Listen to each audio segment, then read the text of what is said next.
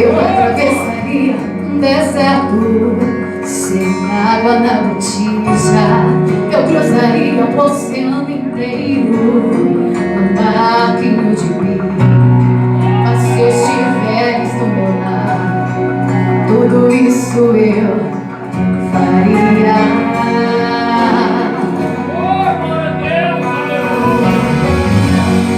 Quem tem o mundo e não te tem, não tem nada, não adiantaria. Uma viagem à lua seria sem graça, sem tua companhia.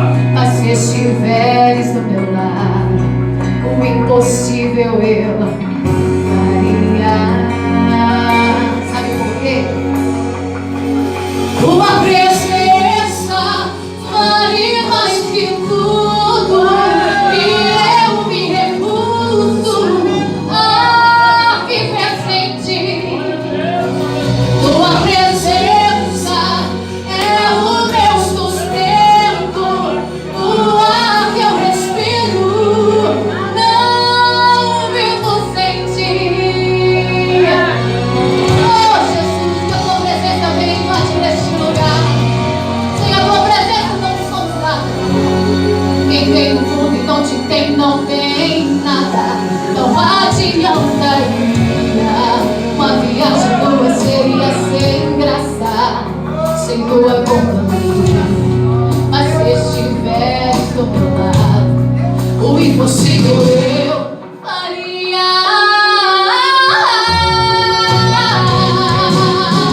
Tua presença vale mais que tudo, e eu me recuso a viver sem ti. Tua presença é o meu sustento, o ar que eu respiro. Não vivo sem ti. Eu sou capaz de dar a volta ao mundo milhões de vezes se estiveres comigo. Enfrentaria leões, derrubaria gigantes sem armadura, faria o impossível. Vale mais que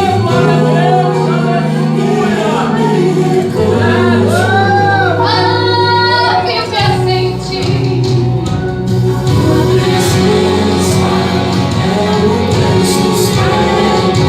Ei, Jesus está aqui. Eu tô sentindo a presença dele. Aleluia. Tua presença vale mais que tudo, e eu me recuso a viver sem ti. Tua presença é o nosso sustento, é o ar que respiramos. Não vivo sem ti. Viver sem a tua presença, ela vale mais que tudo na minha vida e na sua vida, ela vale? Ah, viver sem ti. Tua presença, tua presença.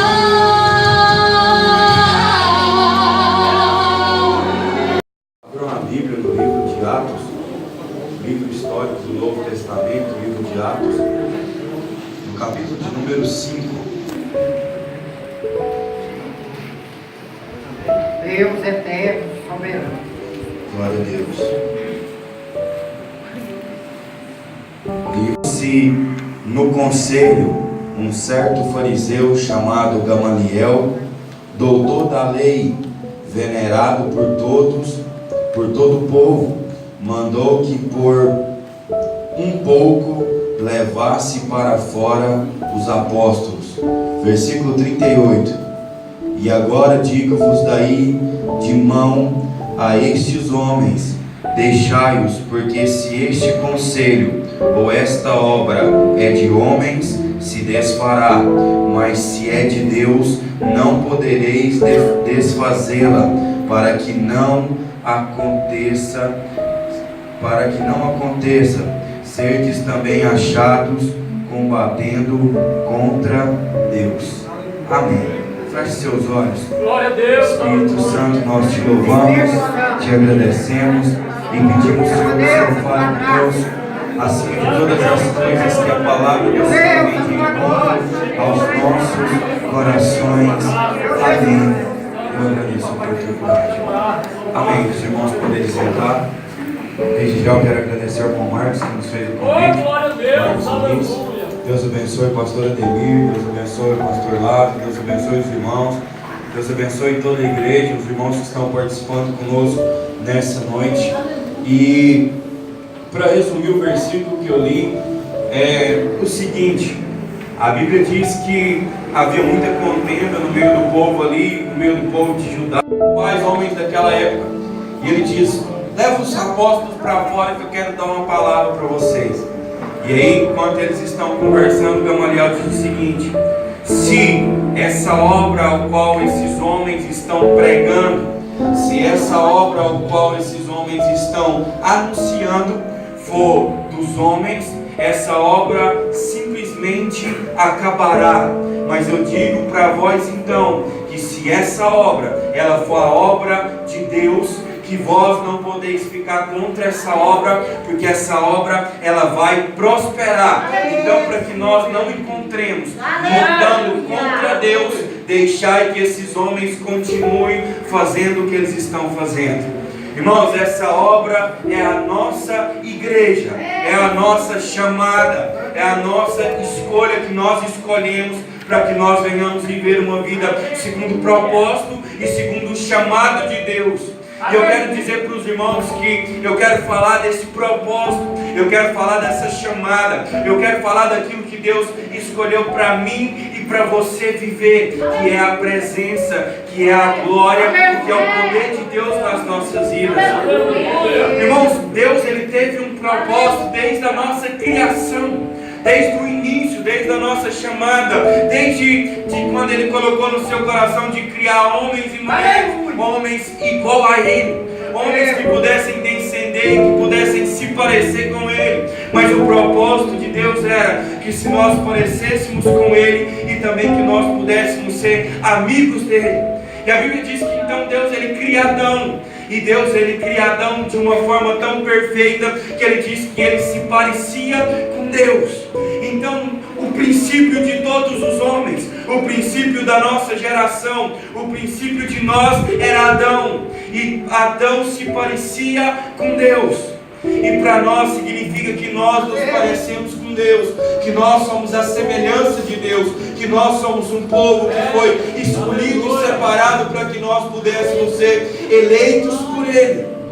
E aí a Bíblia diz que então Adão, ele começa a ter uma história com Deus, ele tem uma chamada de Deus. E se você observar, a Bíblia diz que à tarde Deus descia no jardim e andava com Adão e conversava com Adão. Esse era o propósito de Deus para a humanidade. Era o propósito para que a humanidade pudesse conhecer a Deus. E a Bíblia diz que todos nós conhecemos. De repente Adão ele é seduzido por Eva a comer o fruto proibido. E ele come, a Bíblia diz que então ele é separado da presença de Deus. E pelo seu pecado, pelo pecado que foi colocado dentro do seu coração, ele já não convivia mais com a presença de Deus. Ele já não ouvia mais a voz de Deus. Ele já era um homem pecador e simplesmente que foi destituído da glória de Deus pela sua própria vontade. E a Bíblia diz que então Adão ele começa a viver na terra e ele começa a ter os seus filhos e filhas daqui na terra. E todos conhecem a história que Adão ele tem um filho que era simplesmente Caim e Abel, seus dois filhos. E quando Caim ele mata Abel, ele coloca no seu coração de tirar a vida de Abel por causa de uma oferta, porque Abel ele tinha dado o seu sacrifício, não segundo o sacrifício diante dos olhos do homem, mas ele tinha dado a sua oferta segundo o seu coração. Ele tinha ofertado o seu melhor para Deus, e é por isso que Caim odiou Abel, porque o seu sacrifício não era igual ao de Abel, mas não entendendo ele que Deus ele sempre agrada de uma oferta que seja do seu coração. Deus ele sempre agrada de uma oferta que vem do nosso íntimo. E Deus não está importando com quantidade, Ele está importando com qualidade. Ele está importando com o que você tem de melhor para Ele. E aí a Bíblia diz que Caim ele coloca no seu coração e ele mata então Abel. E a Bíblia diz que então a história ela continua decorrendo. E eu quero que você se interesse por essa história pelo seguinte. Então Adão ele se entristece porque o seu único filho bom, Abel, tinha morrido. O seu único filho que tinha algo diferente no coração. E o algo diferente que Abel tinha no seu coração era vontade, anseio pela presença de Deus. E a Bíblia então diz que o povo ele se cala, ele simplesmente fica em silêncio. E a palavra de Deus diz que o povo ele já não mais chama a Deus, ele já não mais ora a Deus, ele já não mais busca a presença de Deus. E aí Deus dá uma promessa para Adão que daria um filho para ele, que ele se parecesse com Abel. Então a Bíblia diz que nasce Sete, um homem que pelo seu nome ele era um homem simplesmente conhecido pelas pessoas. Ele era um homem bom pelo seu nome, mas mesmo assim ele não era um homem que buscava a presença de Deus. O propósito que simplesmente era proposto para a humanidade é que a humanidade se esquecesse de Deus, é que a humanidade se esquecesse da presença de Deus e o nome de Deus ele se extinguisse da humanidade. E a Bíblia diz que então nasce um menino chamado Enos, que traduzido para os nossos dias é Deus dá alívio para a terra. E a Bíblia diz então no livro de Gênesis capítulo 4 versículo 26, e então Enos invocou o nome do Senhor. Então o nome do Senhor começou a ser invocado por todas as gerações. O propósito era que a humanidade se esquecesse de Deus, mas não sabendo que sempre Deus tem um propósito para que o seu nome seja se manifesto no meio do seu povo. E a Bíblia diz que então Enos ele começa a invocar o nome do Senhor, e naquele mesmo tempo há uma distinção de gerações. Uma geração que começa a buscar a presença de Deus, a glória de Deus, que começa a orar a Deus, e uma geração que começa a buscar os deleites dessa terra, simplesmente as coisas boas dessa terra. Uma geração que se esquece de Deus e uma geração que se lembra de Deus. E você vai entender que em toda a história da humanidade sempre vai ter essas duas gerações. Sempre vai ser proposto diante dos nossos olhos pessoas que têm o coração voltado para a obra de Deus, pessoas que têm o coração voltado para a presença de Deus e pessoas que têm o coração voltado para as coisas desse mundo. E você não vai encontrar essas pessoas longe. Você vai encontrar pessoas assim dentro da sua própria igreja. Pessoas que estão aqui não pela glória de Deus, mas pela sua glória humana. E é uma geração que ela vem caminhando desde o início, uma contra a outra. Prova disso é que nos tempos de Elias nasce uma geração que ela adorava tanto Baal, que ela adorava tanto Astarote, que ela adorava tanto os deuses de outra terra, a ponto de Elias falar para Deus: só sobrou eu em Israel para te buscar. Elias estava olhando em toda a sua volta, Israel inteiro, e ele não encontrava um sequer homem de Deus, homem profeta que queria a presença de Deus. E ele próprio disse para Deus: Deus, eu não encontrei ninguém. Aleluia. Irmãos, nós estamos vivendo em uma época de tamanha dificuldade para você encontrar pessoas que sejam verdadeiras e fiéis a Deus, que é um absurdo diante dos nossos olhos. Irmãos, e de repente Elias diz: não tem ninguém. E o próprio Deus responde para ele: ainda tem 7.000 que estão dobrados diante da minha face para buscar a minha presença. A Bíblia diz que então Elias ele sobe para o monte, e no mesmo instante que ele sobe para o monte, ele começa a buscar a presença de Deus. E a Bíblia diz que Acabe, ele manda soldados de encontro com Elias, dizendo: nós viemos te buscar e vamos levar você para a presença de Acabe, nós vamos levar você para a presença do rei.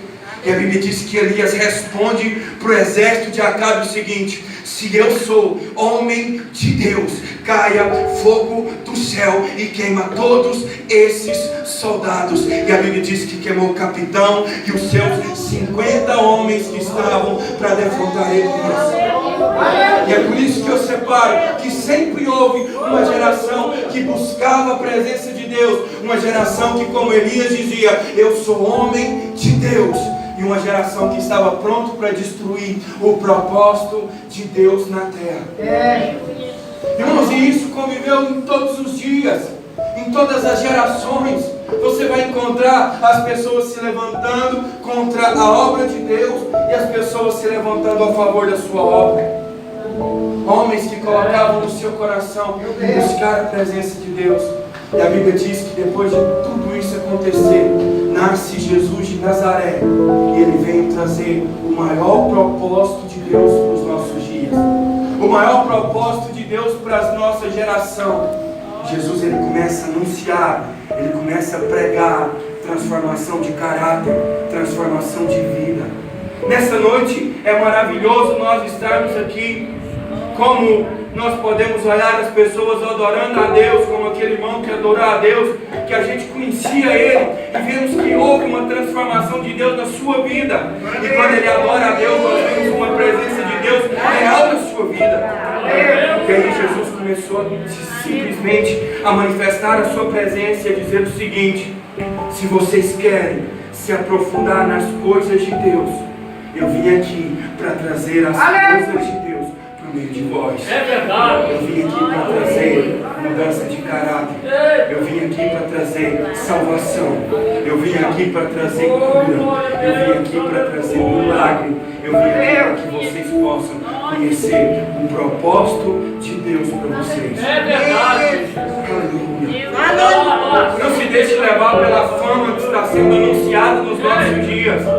Não se deixe de levar pelos altares que estão sendo levantados, que já não são mais altares, e sim são palcos levantados para si mesmos. Não deixe as pessoas começarem a tirar o foco do Evangelho do seu coração. Porque nós estamos vivendo em um momento que as pessoas, elas se misturaram. Elas misturaram o Evangelho, elas misturaram as coisas de Deus com as coisas do mundo, elas misturaram as coisas da política com as coisas de Deus, elas estão se desviando, elas estão se distanciando da glória de Deus.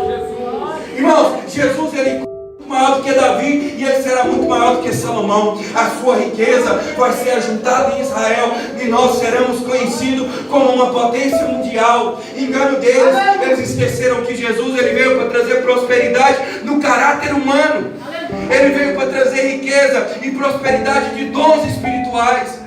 Ele veio trazer o seguinte: Deus estava cansado de ver as pessoas abrirem a Torá diante dos seus cultos e simplesmente leem. E aí Jesus disse: eu vim trazer a Torá para que vocês a sintam, para que vocês a vivam, para que vocês sejam transformados por ela. Aleluia! É por isso que você vai ver Jesus abrindo o livro várias vezes e lendo o que o profeta Isaías escrevia. Porque eles estavam dizendo o seguinte: eu não vim anunciar a vocês uma palavra que está só num livro. Eu vim anunciar para vocês uma palavra que está no coração do meu Pai, do nosso Deus. Aleluia! Jesus veio trazer uma transformação tão tremenda. E ele não veio para trazer riqueza para que Israel sejasse conhecido pelas suas riquezas. Ele veio trazer amor ao próximo para que Israel seja conhecido como igreja. Irmãos, nós precisamos voltar ao início de tudo que Jesus estava pregando, porque ele estava pregando que vós podeis ser a luz desse mundo, que vós podeis ser a diferença dessa terra. Irmãos, e nós estamos vivendo em um tempo que nós não somos mais a diferença, que nós não somos mais a luz. E quando eu falo isso, eu falo para mim e eu falo para nós, porque nós precisamos nos encontrar com Jesus, e nós não podemos deixar que a nossa geração seja uma geração que seja mencionada pela história, uma geração que não busca mais a Deus, uma geração de silêncio entre Deus. Aleluia! Não se dobre diante dos deleitos dessa terra. Não se dobre diante do que está sendo proposto para que você se dobre. Mas comece a buscar a presença de Deus, porque Ele ainda vai te usar.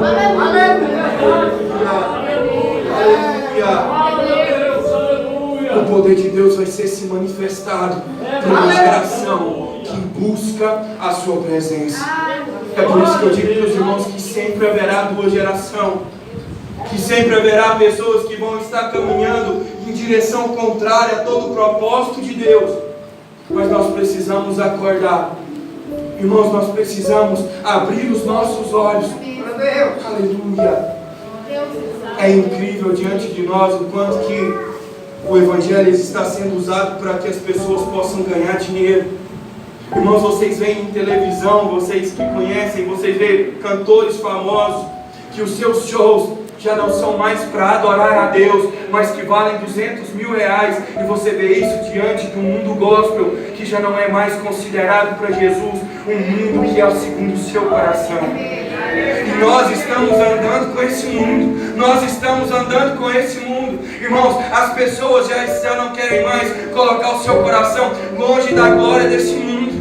Esses dias o irmão disse: manda sua foto para mim, para me colocar no cartaz para você pregar. Eu falei: irmão, não precisa colocar foto não, só coloca o nome, porque eu não quero ser conhecido como famoso nessa terra, eu quero ser conhecido como um homem de Deus nessa terra. Irmãos, eu não preciso que o meu nome sobe pelo mundo, eu preciso que a glória de Deus seja conhecida através de mim. Aleluia. Irmãos, nós estamos desvirtuando isso no nosso púlpito, nos nossos altares. Eu prego essa mensagem não é para que você se assuste, eu prego essa mensagem é para que você saia daqui querendo mais de Deus na sua vida. Aleluia. Irmãos, eu queria me parecer com o apóstolo Paulo, sabe por quê? Quando a Bíblia diz que havia alguns jovens tentando expulsar demônio, a Bíblia diz: eu expulso você em nome de Jesus, aquele que Paulo prega.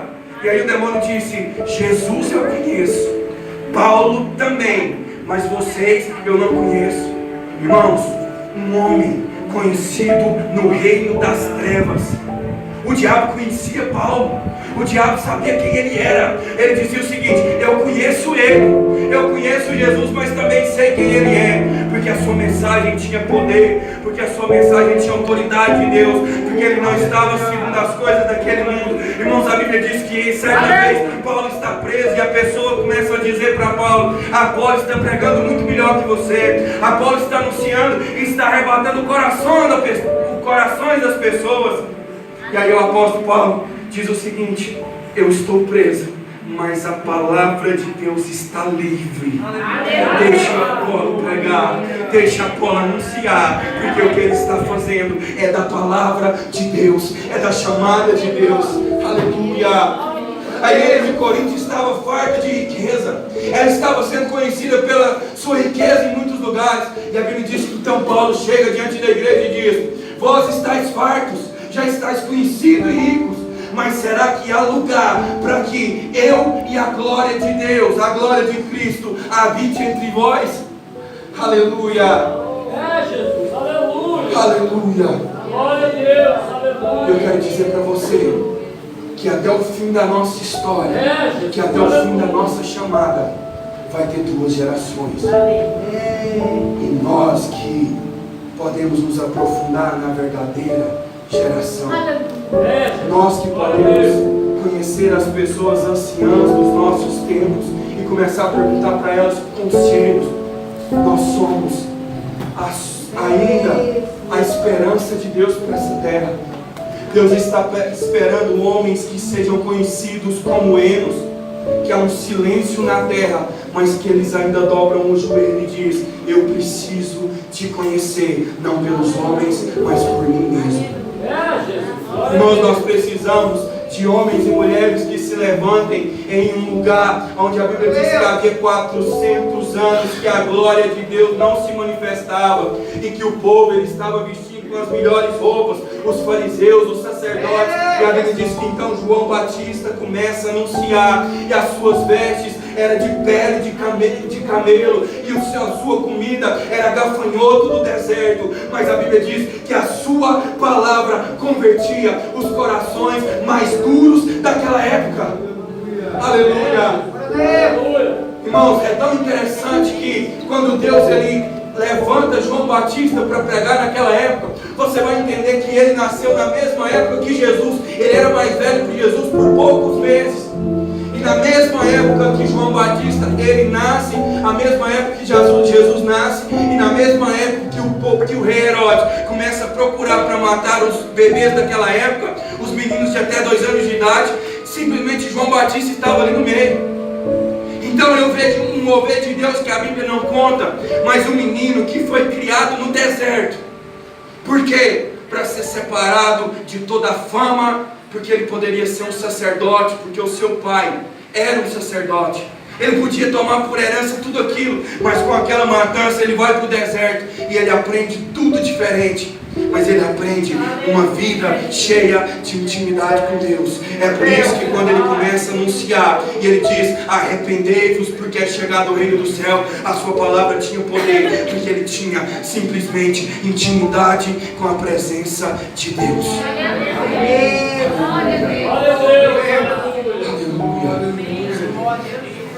Coloque-se de pé nessa noite. Aleluia. Deus é maravilhoso. É Espírito Santo.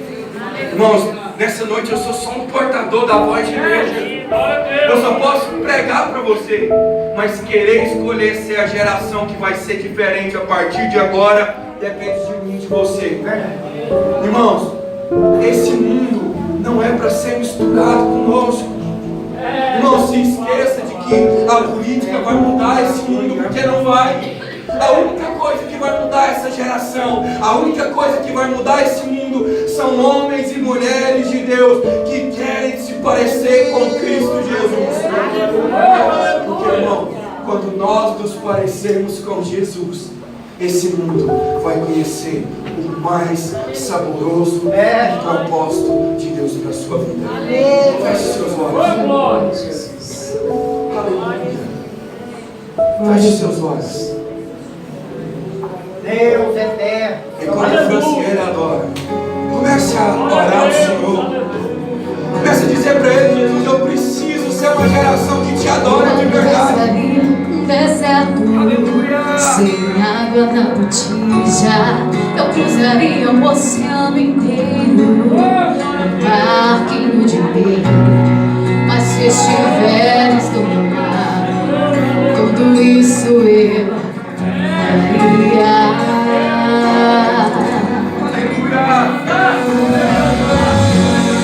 Quem tem um mundo e não te tem, não tem nada, não adiantaria. Uma viagem à lua seria sem graça, sem tua companhia.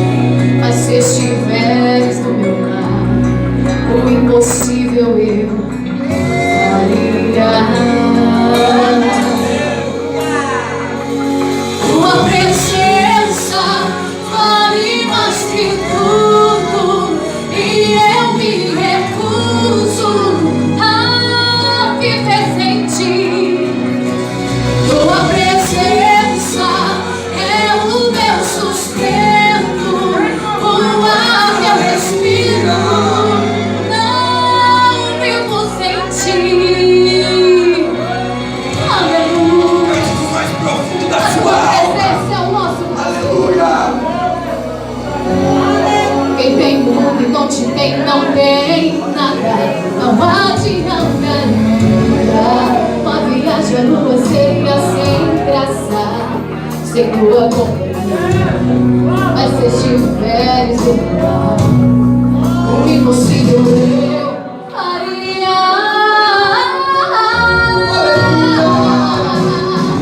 Tua presença vale mais que tudo, e eu me recuso a viver sem ti. Acredita? Tua presença é o meu sustento. Meu filha,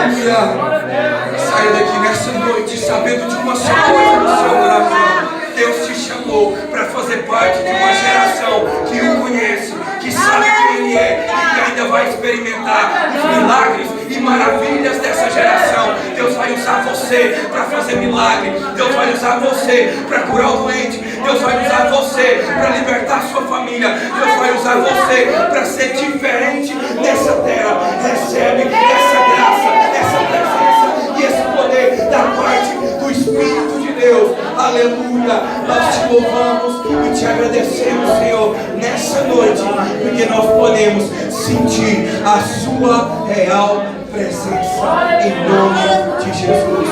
Eu agradeço a oportunidade. Deus abençoe a igreja.